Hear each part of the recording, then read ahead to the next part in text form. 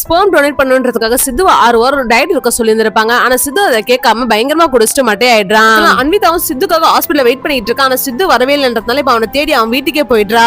சித்துவும் குடிச்சிட்டு மட்டே ஆகி கிடக்குறான். அதை பாக்குற அனிதாவும் பயங்கரமா கடுப்பாயிட்டு, இந்த டைம் நீ ஹாஸ்பிட்டல் இருந்திருக்கணும், டாக்டர் உன்னை குடிக்க கூடாதுன்னு சொன்னாங்க அப்படின்றத சொல்றா.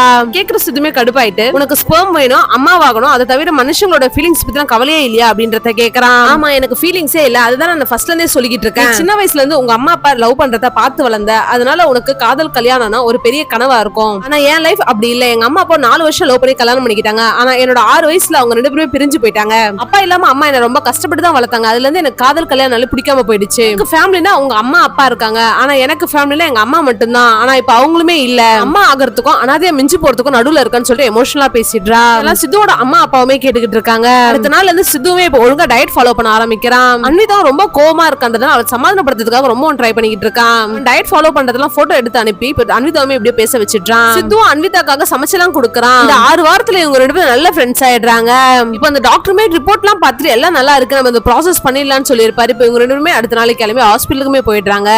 அன்விதாக்கு அந்த ப்ரொசீஜருமே முடிஞ்சிட்டு இருக்கும். இப்ப சித்துவும் அன்விதா கிட்ட, உன்னோட அக்ரிமெண்ட் படி நம்ம 2 பேரும் மீட் பண்ற கடைசி நாள் இதுதான், உங்ககிட்ட ஒரு சின்ன ரெக்வஸ்ட், உனக்கு பிறக்க போறது பொண்ணோ பையனோ, அவங்க வளர்ந்த அப்புறம் அப்பா யாருன்னு கேட்டா யாருன்னே தெரியாத ஒரு ஸ்பெர்ம் டோனர் மூலமா தான் பிறந்தன்றத சொல்லாத, அம்மா லவ் பண்ண ஒருத்தன்றத சொல்லு அப்படின்னு சொல்லிட்டு சித்துவுமே அங்கிருந்து போயிடுறான். கேக்குற அன்விதாக்குமே இப்போ ஒரு மாதிரி ஆயிடுது. அவன் எப்பவும் போல அவ ஹோட்டல்ல போயிட்டு அவ வேலையை பார்த்துக்கிட்டு இருக்கா. அப்ப அவளுக்கு ஹாஸ்பிட்டல்ல ஒரு காலுமே வருது.